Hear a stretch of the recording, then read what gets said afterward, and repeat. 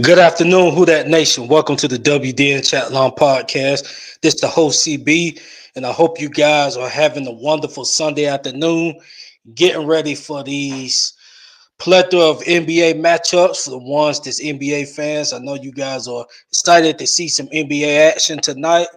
I definitely am.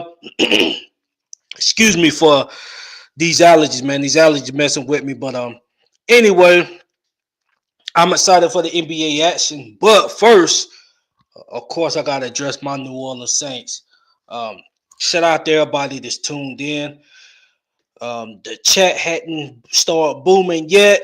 I do see the OG Jerry Port in the building. Said WDN, who that to you, OG? Glad to see you in the building.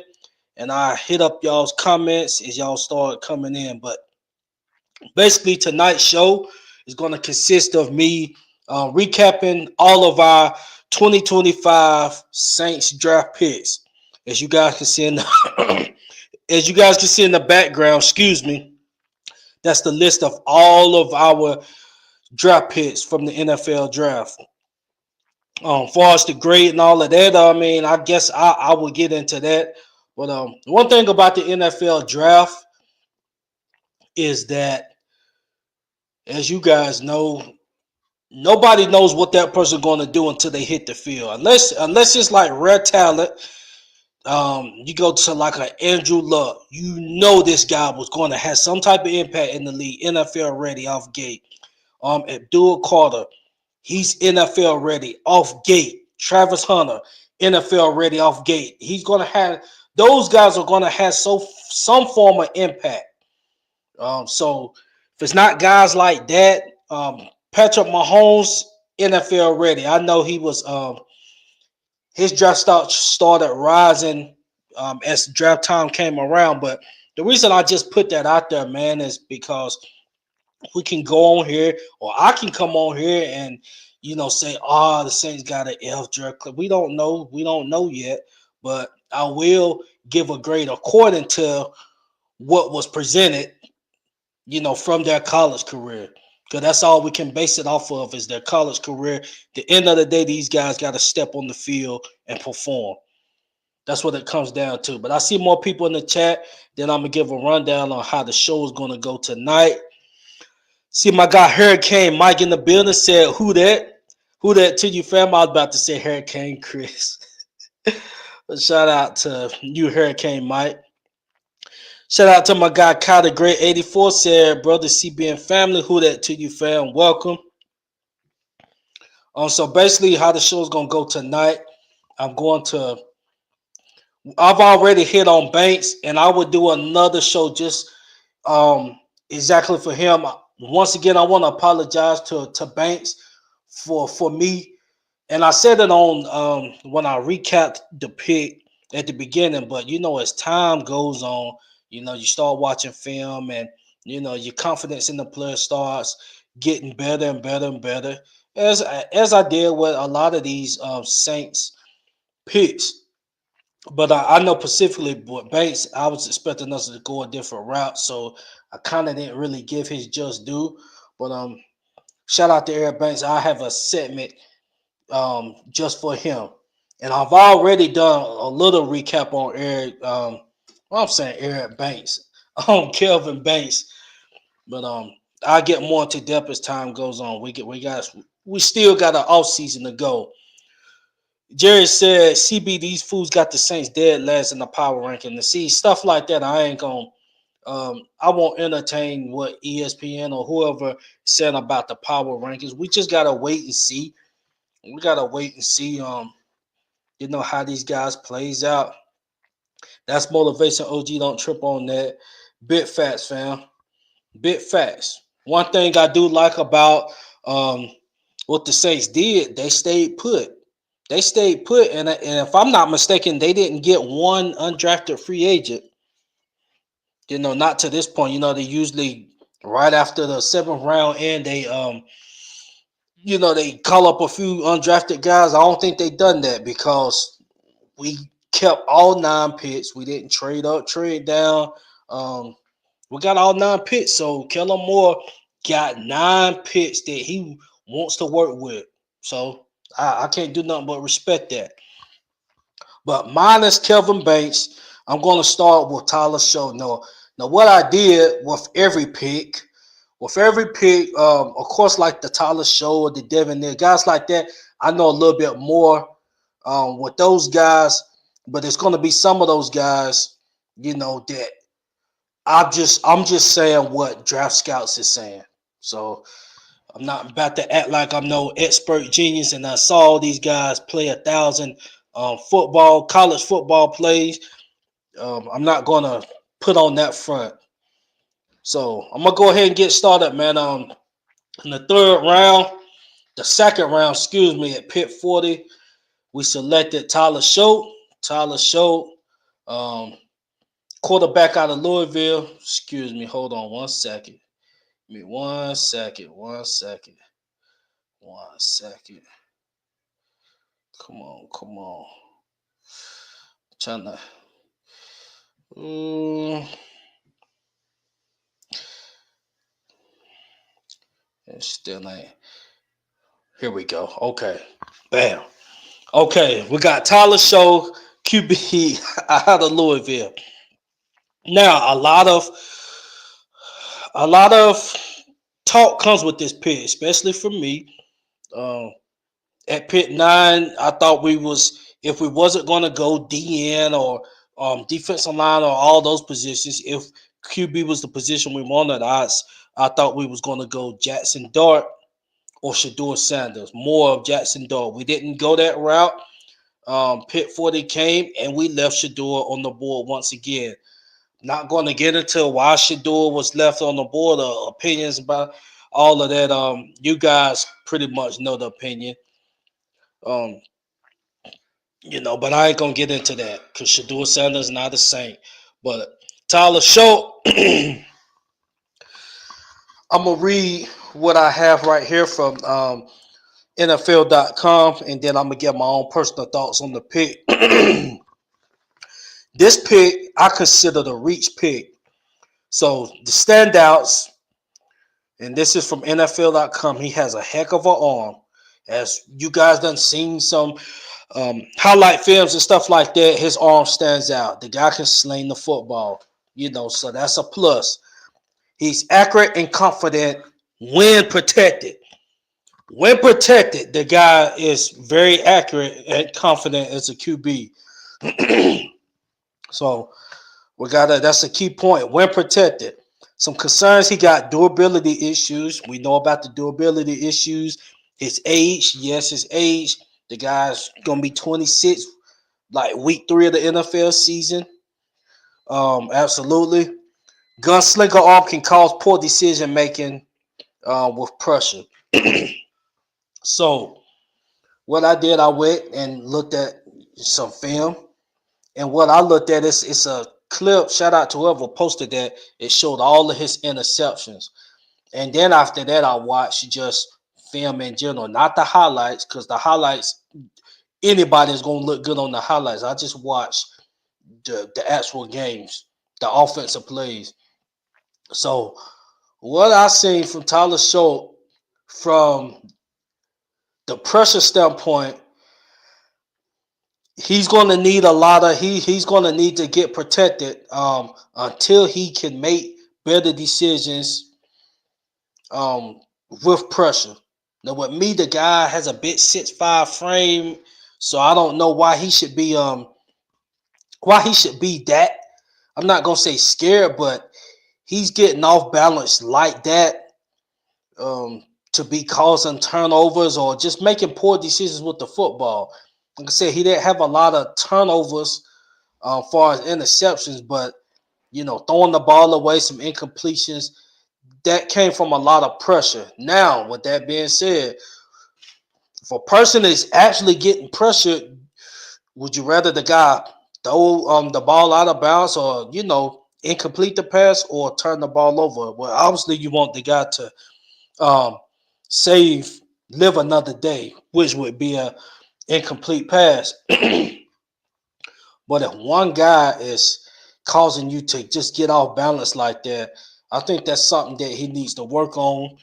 Um, because like I said, he's a big guy, 6'5". So ain't nobody about to just come and just just truck stick your tail. You know what I'm saying? So um, yes, that's what I seen. I mean, when he has great protection, the guy is making crispy, accurate passes, and I mean he's throwing the ball with the best of them, with the on the levels of the Shador and the Dart and the Ward. His throws is just as nice when he's protected, but he has to work on how to attack pressure.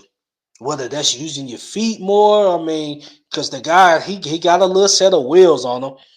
That's a good thing. He got a little set of wheels on him, so he's not a Derek Carr when he get pressured. He's just gonna. He has no choice but to either just throw the ball in coverage or take a sack. He's not that. He definitely got some wheels on him. I see RG Scott, Miss Dan in the building. Who that, y'all? Who that? Miss Dana, welcome. Kind of great. I'm gonna get to your comment in a few seconds, but with the Tyler Show pick,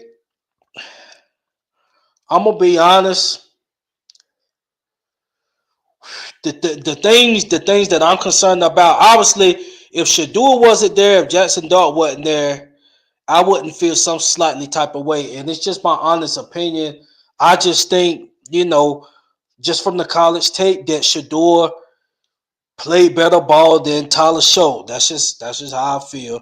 So yeah, I did feel a type of way, you know, when we passed on Shador for Tyler Show. But with that being said, um, what Tyler Show has experienced is he's played a lot of pro style offenses. I think he had like 5 offensive coordinators or something like that. I know he was at Texas Tech. Um, and if you listen to his story, it's interesting. He's done been benched, he's done started, he's done won, done lost, done got hurt. So he's done dealt with adversity. Um, so it's some give and take with Show. Now my thing is, like from day one, it don't matter if we would have got Shador, Dart. It don't matter who we would have got. I do not think we need to throw Tyler Show out in the fire from day one, regardless of his age. I mean, what's the difference gonna make from 26 to 27? I know one every year is crucial, but especially at this point, I would rather him if Derek Carr is coming back, he's gonna be healthy to play. I would rather just Derek Carr go out there. This has nothing to do with talent and stuff like that. I'm saying if we paying the man 40 mil, we might as well get something out of him. But I'm looking for the big picture down the road. I know the guy been playing them pro style offense. I'm talking about Tyler Show. I know he's seen that type of offense, and he may be a few steps ahead of the other QBs that was in the draft. But I would still rather Tyler Schultz just get used to dealing with NFL, the fast play of the NFL, and dealing with the defenses and stuff. Um, just playing scout team and practice and just doing that and be the backup until 2026.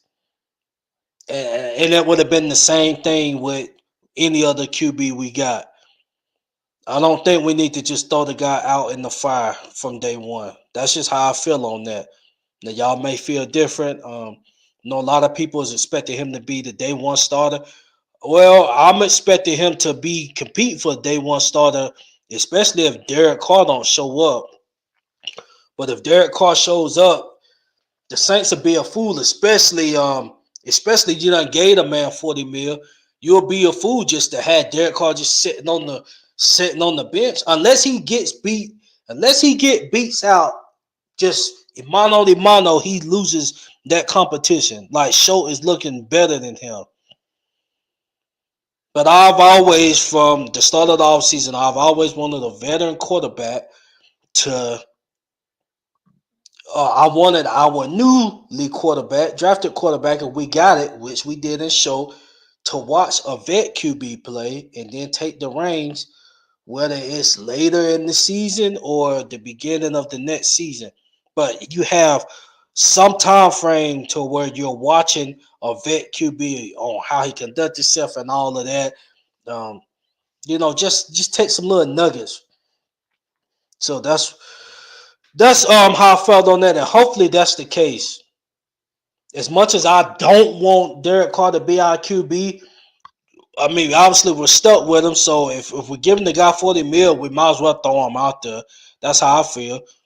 And then just say if Derek Carr go out there and play solid, now we can trade Derek Carr. We can trade him. I mean, he can possibly be some trade bait that we set off to another squad and get something in return rather than just cutting them. So I mean, there's things that can occur out of this situation. Obviously, we got Tyler Schultz. So Tyler Schultz is he. It's a good chance he's our future because we can't dismiss Spencer Rattler. And I'm not completely dismissing Spencer Rattler. So it's either gonna be Rattler or Schultz our future beyond 2025. But while we got Derek Carr, and if the guy can play, you might as well just let him play, let our future set and learn, and then take the reins instead of throwing the guy in the fire. So that's how I feel on Tyler Show. Um,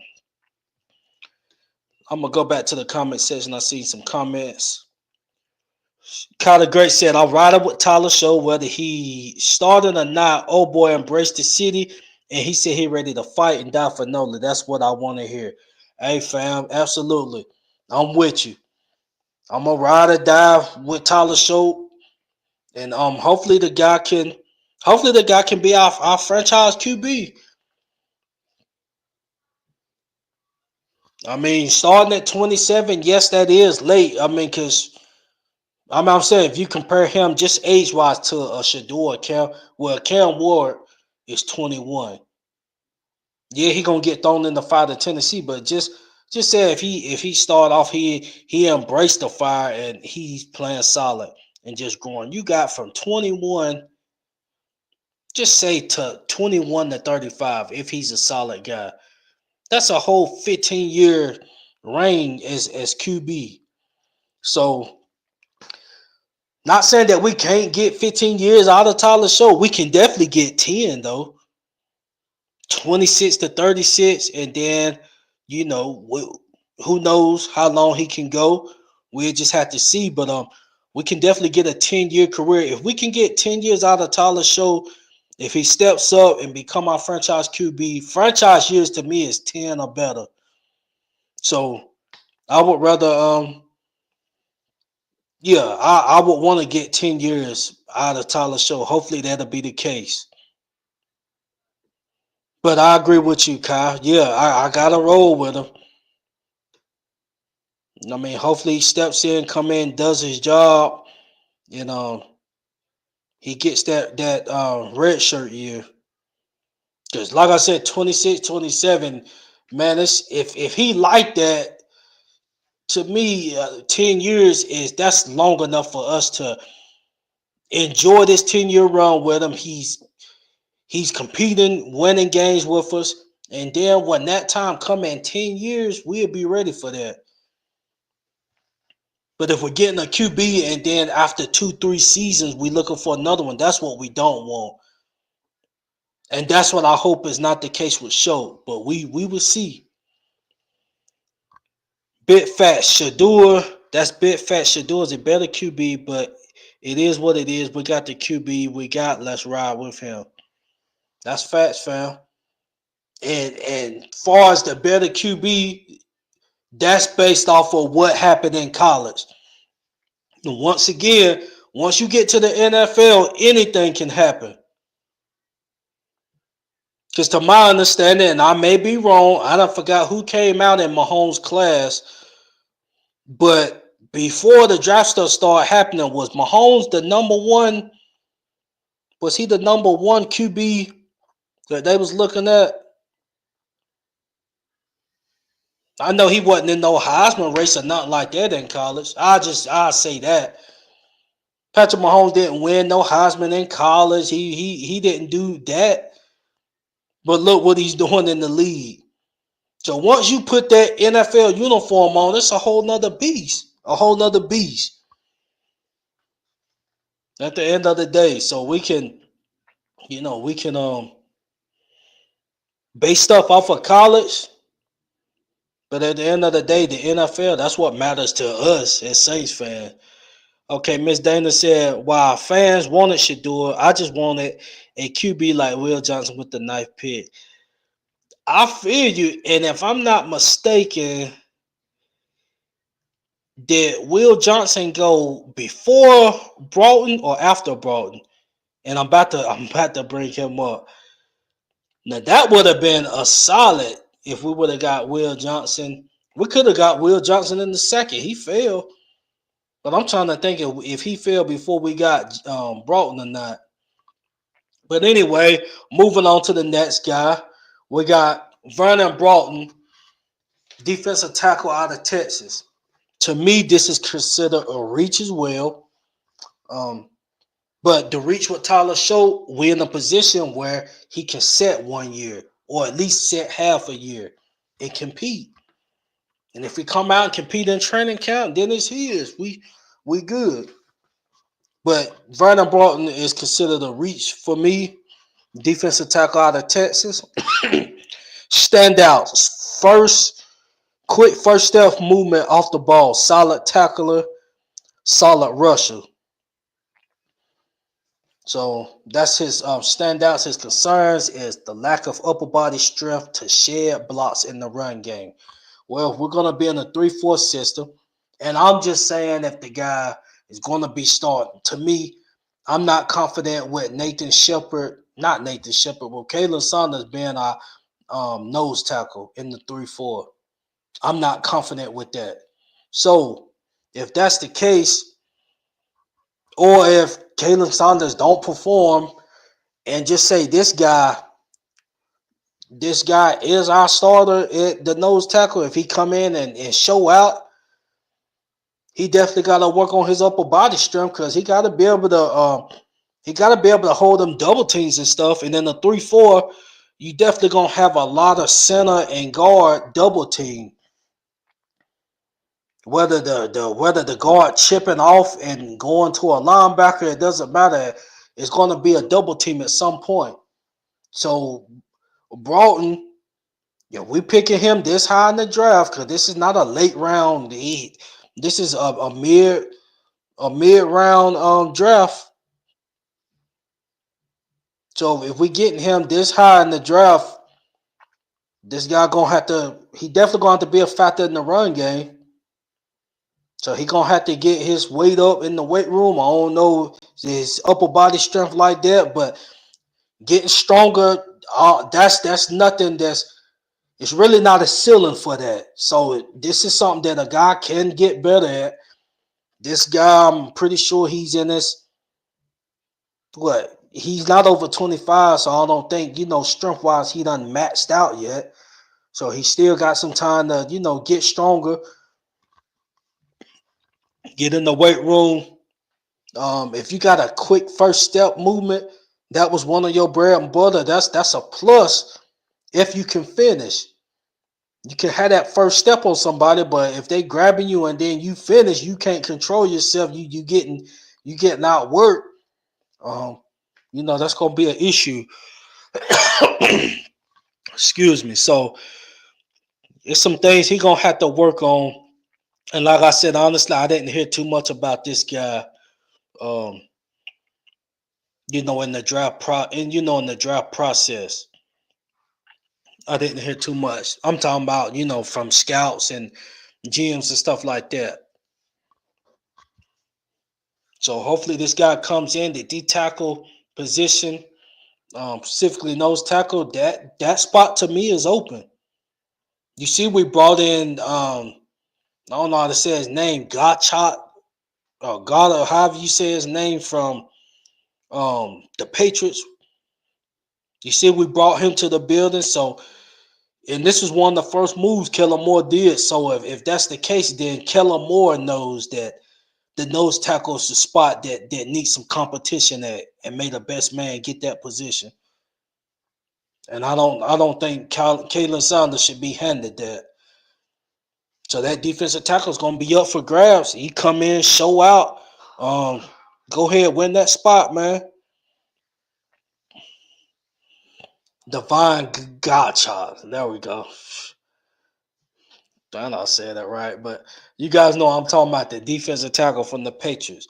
So obviously, defensive tackle is a position of need that needs to get filled with a starter, not depth, a starter. Okay, so that's it for Broughton. Broughton hopefully comes in, show up. So next we got Jonas Sanker, safety out of Virginia. For me, I put him as a developer. The reason I put him as a developer because I've heard a little bit about this guy. The potential is there with him, and not only that, he got time to learn from a guy like Honey Badger and Justin Reed. So he got two dogs that he can learn from, two all pros that he can learn from. So what better safety room to be in than to be in a room with those two guys? So he don't have to get put out in the fire immediately. Okay, so some good stuff with him. Standouts. He got great size. He's a solid down here tackler and a solid gun on special teams. That was some of the things he stood out in. So he's a great tackler. Had of course the size, and then he was a solid gun on special teams. So if he was showing out on special teams, if you think about it, college football, like how many times have you heard of people standing out on special teams, minus the kick and punt return and kicker and punter? I'm talking about like gunners. Have you really like heard of things like of gunners standing out like that? I haven't. This what stands out to him. So obviously, special teams, man, that's looking him in the eye. That's good. He's able to get some run on special teams if he goes in, show out as a gunner. He can help Gray, and special teams can be improved if he continues to do what he's doing and translate that to the league. Play special teams this year. Down the road, just say a year. I say a year 2026. Tyron probably gonna hang it up, and then you can step right in. You can step right in with the safety. So, man, I encourage you to just take it in, be a sponge. You got two dogs you can, grasp that information with. Hey, and best of luck. But I do see him being a special teams guy. I forgot to talk about his concerns. His concerns is pursuit angle issues. Stares in the backfield, which causes him to lose coverage duties. So whether he's playing man or zone, I say zone for the most part. He's looking in the backfield too much, which can cause him to get lost in coverage. Those things like that can be worked on. Like I said, I mean, he will be getting some snaps if he comes in and do what he's supposed to do. He should be seeing a few snaps anyway. But yeah, man, that's you can learn. You got, like I said, you got two dogs to learn from stuff like that.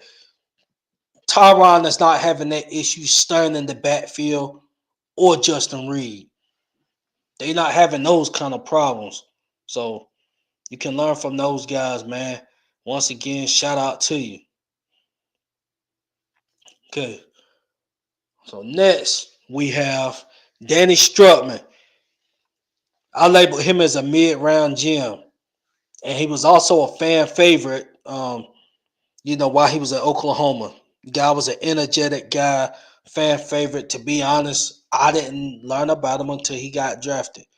Like I said, I'm not about to act like I was an expert and just know every single player that was drafted. This guy was a fan favorite by Oklahoma. I'm gonna read out before I read out that. Linebacker position. Linebacker position. You guys know how I feel about the linebacker position. I feel like we need some depth there because I do not trust Pete Warner being healthy consistently throughout the season. And then with that being said, we don't know the status of when that decline is going to hit for Demario Davis. Now I'm just praying to God that this man comes in and Father Time hasn't hit yet. Not gonna say come in and perform because the guy gonna show he gonna do what he gotta do to be ready. But I'm just praying that Father Time doesn't start showing because you can't beat that. You can't beat Father Time. So hopefully we're not seeing that part of his play, the Father Time part. But anyway, like I said, linebacker was a position of need for me and for the team. And I think this guy right here is an exceptional pick. Um, and like I said, scouts and stuff said this guy was definitely a gem, a guy. He was a steal. So I'm gonna read some of his standouts and concerns. His standout. One thing that stood out to me when I went and just done a little scouting on him. I went to his combine. He ran a 4.5240. 4.5240. That's fast. That's fast for a linebacker. The Mario not running a 4.52. Pete Warner not running a 4.52. So we got us a fast linebacker. What comes to me with dealing with fast, if he has to get out in coverage. If they wanna throw a tight end in coverage, just say one of these fast, quick tight ends, which you have in this league, is some. We have a linebacker that can stay with him. Well, that speed to speed. I ain't gonna say that can stay with him because a lot has to do with staying with the individual. But speed wise, he can stay with most of these tight ends in the game, which is a plus. But not even that, man. Just showing up to the ball. That's definitely that 40. Yes, that's a huge plus. He's a solid tackler. He had a lot of tackles. He led the team 3 years straight with a lot of tackles. Great play recognition, so he's able to recognize what's coming. Able to slip blocks and stay in the play. That right there, to me, that's middle linebacker all day. So we got a possible future middle linebacker in Danny Strutzman once DeMario hangs up the cleats. And just say if DeMario continues to play at a high level, um, and can give us this year, next year, Danny Strutzman can be one of the four linebackers. So we're in a 3-4. I'm pretty sure. I don't know if we're gonna have four actual linebackers, but I'm pretty sure we're gonna have three, 2 to 3. Can this guy be one of the linebackers in the rotation? Could be, but if not, this guy can learn. He can sit and learn from DeMario, Pete Warner, and hop in the rotation. So we definitely got us a gem in him. Far as him coming out and giving effort, stuff like that, I can't see that not being the case with this guy. So just hopefully the negatives, change of direction and zone coverage can overrun outside tackles. So change of direction and zone coverage. I'm not sure. I'm not sure what's going to be the emphasis in our defense. Is we're going to be a zone heavy defense or a man heavy defense? And I'm talking about coverage wise. I'm pretty sure it's going to be more man coverage than zone coverage, but we'll see. But anyway, either way, whether it's man or zone, it, these notes it says in zone coverage. So zone coverage, he just gotta. That just comes with repetition, repetition, repetition. He's going to get that in training camp, these OTAs. Um, he's going to be getting pointers and stuff from two dogs and Pete and Demario. So, like I said, I see this guy getting some snap counts this year. If he's not starting, he's going to be getting the rotation and possibly being our middle linebacker of the future or outside linebacker, whichever one. And overrunning outside tackles, I think he can work on that. That's just come with a lot of drills, working on some drills. Um, maybe overrunning. That means he's showing he's running too fast. Well, if it's an angle, he's running too fast. Maybe the QB is cutting, so he just gotta work on bracing down when he's running at these angles for these in these run plays. So that's my takeaway on that. Like I said, got a gem right here. Welcome to the squad.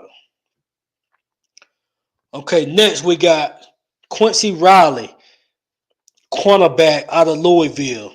So he was a teammate of Tyler Schultz. So got a teammate of Tyler Schultz. I see him as a developer. A developer. I don't see this guy cornerback. Yeah, cornerback is a position of need as well, in my opinion. Um, to be honest, who is our number one corner? Who that nation as we speak? Who is our number one corner? So when Miss Dana, when she says we should have got a Will Johnson, we should have got a Will Johnson because we don't have a number one corner right now. If we're being honest, Alante Taylor, you just can't say he the number one corner because Alante was our nickelback last year. Kool-Aid, you can't say he our number one corner. So it's going to be a lot of competition at that cornerback position. But yeah, cornerback, I'm surprised we didn't get a cornerback earlier in the draft. And like I said, I'm not going to disrespect nobody, but I thought maybe after show, I'm thinking Will Johnson went after show. He did go after show. So if that was the case, we could have just traded up and got Will Johnson right there. Will Johnson, I'm not sure if he was hurt or something like that, the reason why he dropped, but he was a top 3 corner prospect in the draft. Some had him as the number 1 cornerback prospect in the draft. But I don't know. I think it was an injury he had or whatnot. I'm not sure. But like I said, I'm not going to disrespect nobody. This is who we got. It is what it is. We got who we got. So we just got to hope that Alante shows up on the outside because I think he's going to get his opportunity on the outside. If he talking about getting a bag, he better go out to the outside and compete out there and try to be that number 1 corner. You're not getting no bag in the nickel position, not no big bag. But anyway, back to Quincy Riley. Some standouts with him. He has great hip movement, solid recovery speed. So hip movement as a corner, you guys know, man, you gotta have some good hips. You gotta be able to move them hips. Moving them hips, that's gonna help you change directions. Directions, whatever direction you're going, whether you cutting, that's gonna help you having good hips. So that's a plus, and he got solid recovery speed. So recovery speed, maybe maybe he's getting beat on a route and he can recover once the ball is thrown, recover to the ball and make a play.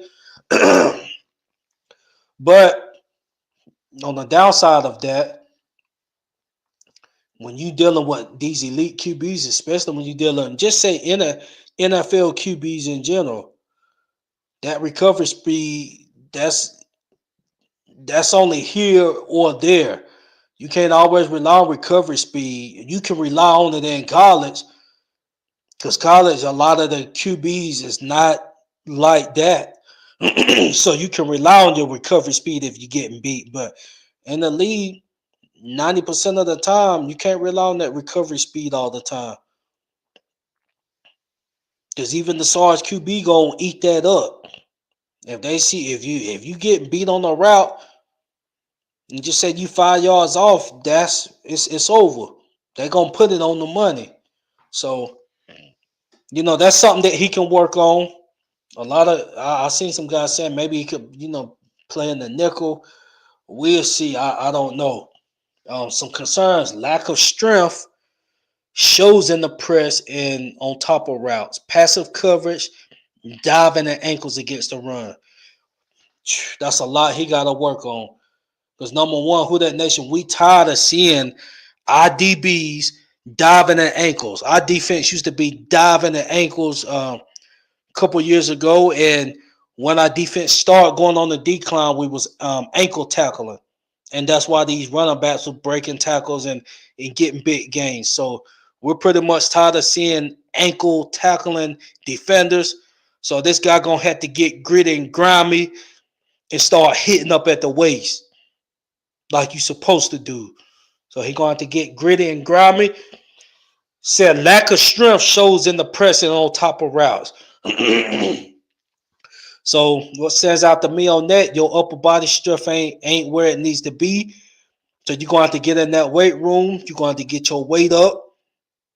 You're going to have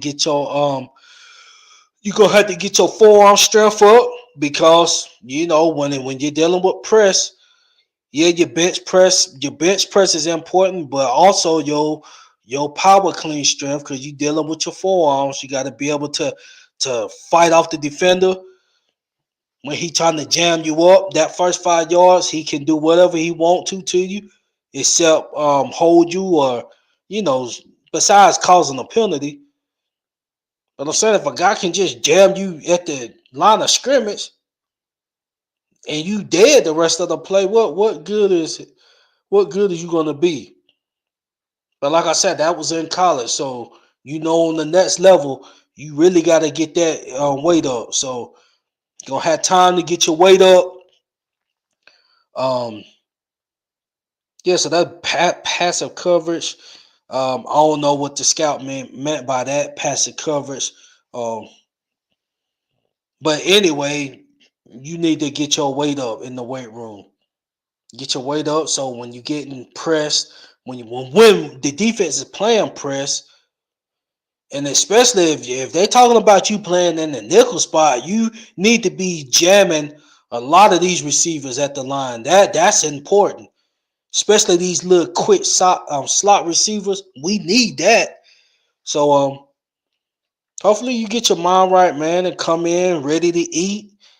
And like I said, that was what happened at the college level.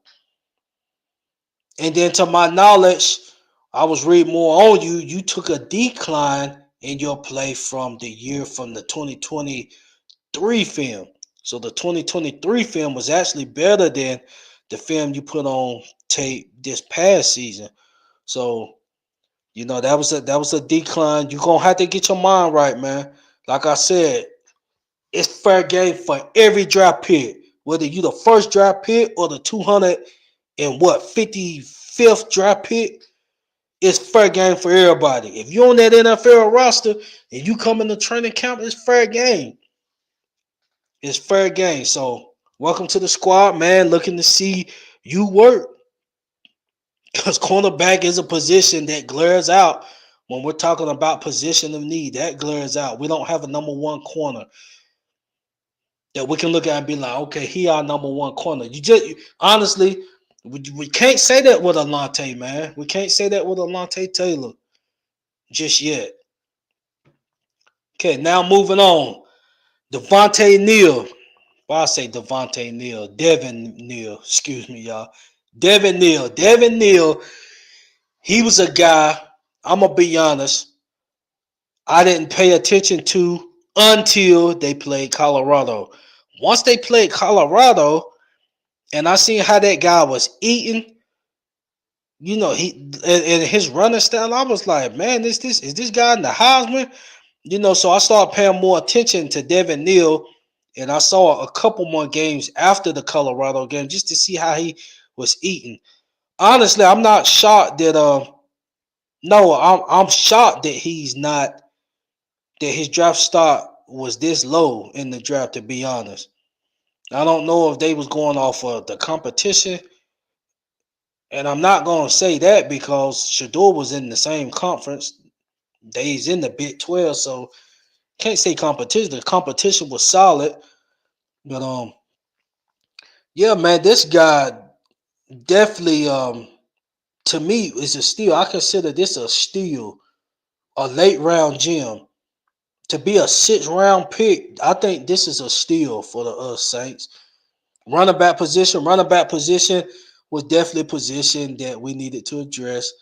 I know the sexy pick would have been Ashawn Genty, but it is what it is.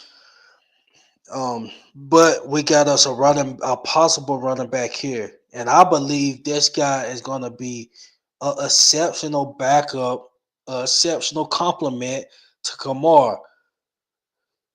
His running style, he got the basic old school running style that's going to work in this game. I'm gonna read some positives and negatives. His standouts: he runs behind the blocks, as you can see. You can see that with Neil. He uses blockers as any running back should. He runs behind his blocks. He has a good forward lean. So when he's running the ball, he got power. He's running forward. He's leaning with the football, always getting positive yards. Ball security. That's a positive. So he's not a fumble machine. We ain't gotta worry about him fumbling the ball every freaking time he touched the ball. Solid vision. He definitely has vision for a running back and is a solid catcher.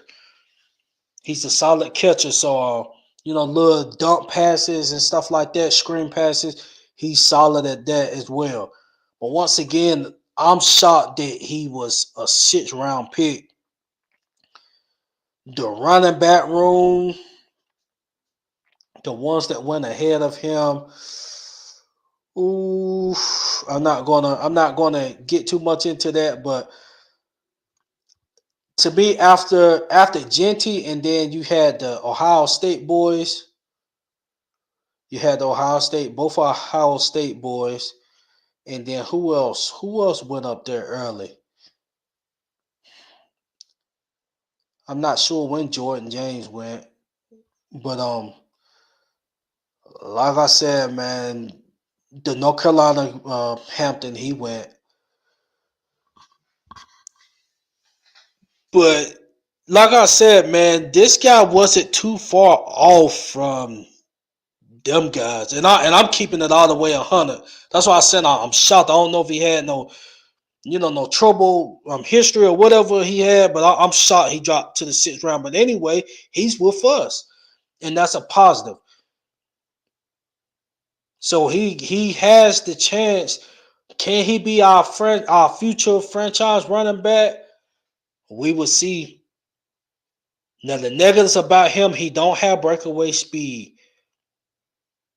But let's think about it. Does Alvin Kamara have breakaway speed? I think AK is very quick.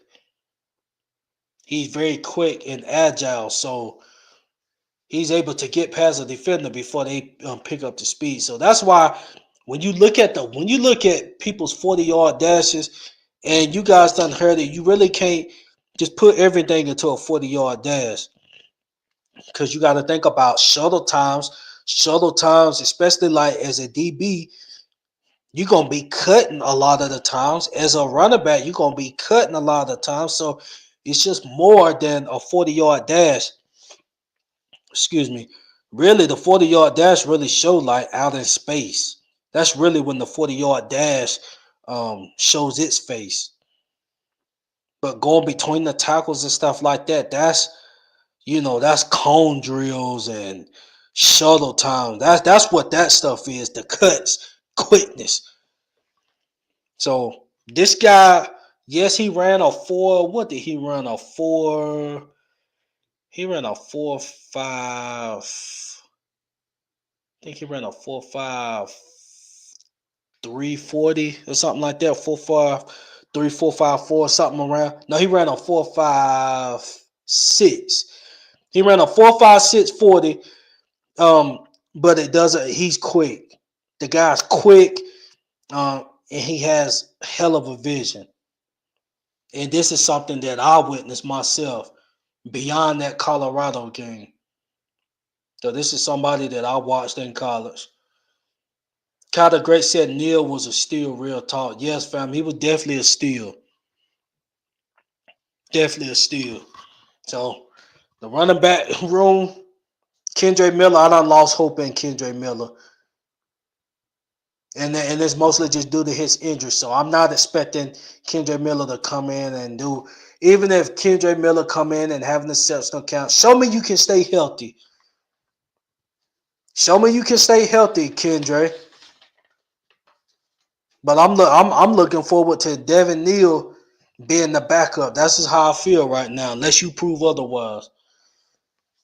Okay, so the last two, and then I'm gonna wrap the show up. On the last two, we got on tight end. I don't know how to pronounce his name. We got tight end Moliki Matavio. And I put him as a project developer. A project developer. Basically, what I mean by project developer is that this is a guy that has a lot. His ceiling, he's a project player, somebody that's going to need a lot of work, but he has the skill set to be a problem in the league. Or at least I'll just say to be a starter with the Saints. If he comes in, show up. Far as the tight end room, I think we're pretty crowded at the tight end. I'm shocked that we got a tight end, but really in these low rounds, when we're low like this, minus Devin Neal, um, it's possible that the team can get a guy that they just want to develop, a guy that they think is a sleeper that didn't get that look, and this is one of the guys. So he was a tight end out of UCLA. Tight end room is full, but this guy can come in and compete. Standouts, quick step off the line. So he's another guy that got a quick first step. Um, as a tight end, that's great as well. He works the middle well, so he's like working the middle. That's where he made his impact at. He's a solid. It has solid catch the run transition. So what that means, catch the run transition, is that you're catching the ball and you're still in transition. So he know how to catch and keep it moving. You know how some catchers, even you have receivers, once they catch the ball, it takes a while for them to readjust to start moving. Nah, it said this guy got a solid catch the run transition. So that's good as a tight end. Some concerned speed declines throughout the route. Blocks with outside hands and doesn't drive. So his speed declines throughout the route. That means that his speed starts to show. I'm not sure what his 40 was, but um that's not good. So hopefully like I said, this is a project. So he works on maintaining his speed throughout his routes. Maybe that's doing, well, obviously that's doing more drills, cone drills and stuff like that, because most of the routes you're running, you're doing some type of cutting. So if your speed is declining, then those type of drills should help. So he get in there and work on his drills, um, maintain the speed throughout his routes. That could have a lot to do with conditioning. You can start out a few plays when you start getting tired and you start decline. You start the tiredness start to show in your route. So like I said, I see this as a project developer. This guy comes in. He don't have to worry about trying to come in and start, because we just gave Jawan Johnson a 3-year, 30 mil contract anyway, which I'm got questions on that, but that's neither here or there. But we got him, and then we got Foster as our top two QBs, and then we signed a QB. I mean, not a QB, a tight end. I think his last name Watson, whatever. He was from Philly, so that's a Killer Moore guy. So, like I said, this guy doesn't have the pressure of having to start. You know, so he's not looked at to start. So shout out to him, man. Come in, do your work. Okay, and last but not least, we have Fadil Diggs, defensive end out of Syracuse. This guy is considered another project developer for me. A guy that has a lot of skill sets, tools, but needs time to get his fundamentals under control, weight room, etc. Defensive end. I'm not gonna say I wasn't shocked. No, I wasn't shocked that we didn't go defensive end after the first round. Because to me, it was either we was gonna get one of those top DNs or that was it. James Pierce, Atlanta traded back up to get him. Excuse me, I still think Pierce would have been gone at the bottom of the first. So I'm not going to say that James Pierce would have fell to the second round, but yeah, if it wasn't like a James Pierce or a Jalen Walker, if it wasn't none of those guys like that, I didn't want him. I know Mike Green did fall to the second round. Some guys had him high on the draft board. Some had him mid first round talent in some of the mock drafts, but he fell. I don't know what the issue was. Um, but obviously, I guess defensive end wasn't a glaring need, and honestly, and I wanna apologize to Carl Granderson because this is a guy that I've been talking about the DN room, and this guy was not a name that I brought up.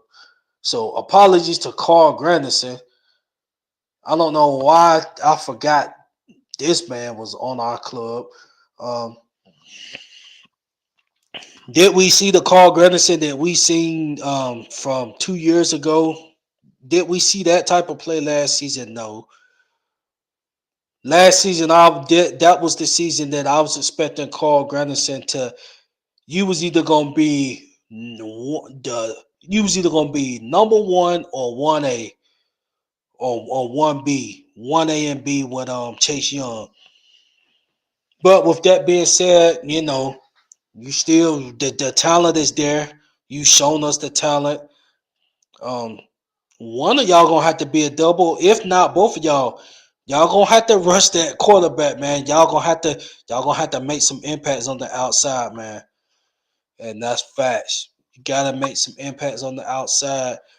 Um, but I forgot about Carl Granderson being out there as well as a defensive end. So with that being said, if you're gonna have, I don't know how he's gonna design it up, so I'm gonna just wait and see. Cause part of that 3-4, dude,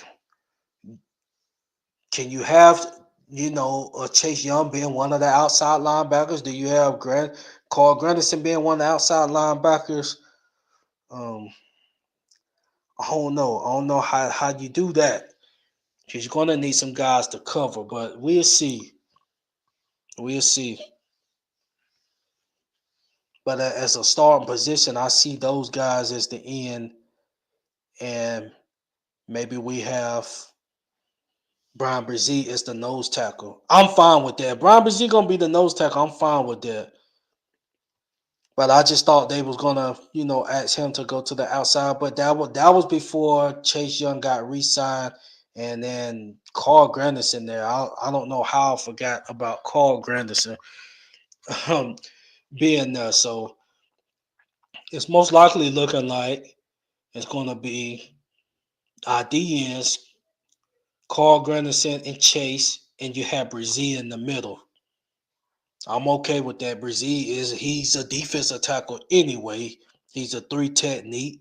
So I really ain't tripping on that if he's in the middle. Honestly, that's not bad. That's not bad in the middle, but the outside, they gotta make some noise. They the ones gotta make that noise that hadn't been making it like that. But anyway, back to Fadil Diggs. His standouts. He has the NFL size. Um, some had this guy going undrafted, but he had a heck of a pro day. His pro day rised his stock, so he was able to get selected in the draft. And then he also had quick hands. That's good to have as a defensive end. His concerns is below average burst and below average punch. So once again, that's weight room too. That's weight room too is drills and stuff you can do with that, working on your explosiveness. Um, you getting that you getting that lineman you getting that lineman bag. I forgot what we called it in the high school, but either way, you got that you can work on hitting that pad. So it's a lot of stuff, man. He can work on to get his burst right and get his punch right. So weight room drills. That's what this guy's needed. Do I see him being a factor? The only way I see him being a factor is if he just come in and just start showing out.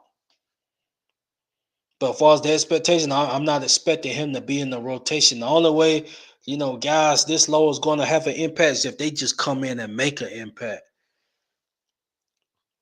So shout out to Fidel Diggs, man. Come in, ball your butt off, and let's just see what happens. So that pretty much that wraps up our 2025 Saints draft class. And I'm gonna be honest, man. Once again, like I said at the top of the show, I'm surprised that Kellen Moore stayed put. Him and Mickey stayed put, and they selected all 9 guys. I believe that definitely shows that we're not in a position where we can just be trading up, making trades, and we got 9 picks, getting 5 of the 9 picks. If you got 9 picks, you might as well get 9 picks that you done scouted and on your board and try to make the best of it. Coming in as a new coach, that's what I would do. If you had the luxury that had 9 picks. So, hopefully these guys make an impact. Um, I was gonna open up the phone line, man. I'm gonna have another show open up the phone lines. Well, you know what? I'm tripping. Let me go ahead and open up the phone lines, man. Open up the phone lines. I'm about to put the link in the comment section. I know this was a lot of talking for me, a lot of describing the player, but this is our draft class. Who that nation? This is our draft class, so we gotta learn about each player that's gonna put on that black and gold. Each player. So for the ones that want to come in, get their thoughts on the draft picks, you can go ahead, click that link. Go ahead, call in, and come chop it up with your boy CB. But in the meantime, if you guys do not call in, I will go ahead and close out the show. But just to chirp a little more until a caller may come in, man. It's back to Tyler's show. Tyler's show. I want to see this guy set one year and then start the next. I don't care how NFL ready, they may say he is. The NFL ready, to me, NFL ready means that you don't went out. I'm gonna say NFL ready is like an Andrew Luck type ready. I'm not saying actually being on that level because Andrew Luck, like he was projected to. I mean, you guys know his grade and stuff, but I'm saying like that's coming in being the starter. Cam Ward ready. Matter of fact, scratch Cam Ward. I ain't even gonna say it. I'm gonna say Andrew Luck tight ready. Patrick Mahomes tight ready.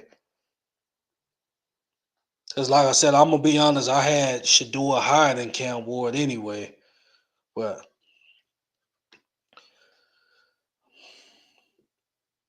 with the whole Derek Carr situation, we see how that pans out. That's definitely gonna have a say in what the QB room is talking about. But once again, man, I don't understand why the ball club gonna give Derek Carr 40 mil, and then you go into this draft and draft a QB, and you talking about it's a QB competition. Now, am I tripping? Who that nation, or did I hear Kellen Moore say that it's going to be a QB competition with Tyler Show? Now, to me, QB competition means that you're out there competing against Derek Carr. If you're going to get Derek Carr 40 million, you might as well let the man play this year if he's healthy. Unless he gets beats out once again, unless Show comes in and show that man up. That's the only way. But I don't see we don't have any calls. That's totally fine. Um, we will have our time to chirp on the draft picks. I'm not sure exactly when the rookies report or anything. I'm not sure, um, but I know off season training is going on right now. The OTA is about to start. The mandatories this month, mandatory is gonna start ramping up. Then you're gonna have mini camp. So it's about to get time to grind, Who That Nation. And what's today? Today is the 4th. Let me see. I'm gonna come back on and have a show breaking down Kelvin Banks. I will say this with Kelvin Banks. I mean, we're looking at our offensive line. He could be a possible very great asset to our offensive line. You have Fuaga on one side, Banks on the other. I can't put Banks in Fuaga's shoes just yet. I gotta wait and see what he's gonna do. Fuaga was graded higher than Banks. When you talking about last year, Fuaga was considered a top 15 pick. Banks wasn't. So with Banks, we just got to see what happens. But like I said, we done got guys like Teron. Teron then came in and he done showed it up. So not saying that Banks, hopefully Banks comes in and show it up. Because we're gonna need that pass protection. And we all know Derek Carr needs as much protection as possible if he's gonna be our guy. I see B giving the hood with man. We play y'all this year, man. Shout out to you, B. But yeah, that's pretty much it. Who That Nation, man. I want to thank you guys for tuning in to the podcast. Make sure you guys like, subscribe, follow the page. Gonna be on to do a Kelvin Banks segment sometime this week, and then let's not forget Who That Nation. We got the schedule release coming out. I will do a show on that definitely as well, and be on the lookout for the MOD returning. Shout out to Saints Uptown. I chopped it up with him. Over the weekend he will be in and out. So hope you guys ain't forgot about him. I know you guys ain't forgot about the MOD. But be on the lookout for him. He will be coming in on some shows here and there. So shout out to Saints Uptown and Who That Nation. Once again, we got our draft class, and let's get ready to eat Who That Nation. This the whole CB, and I'm out. Who that?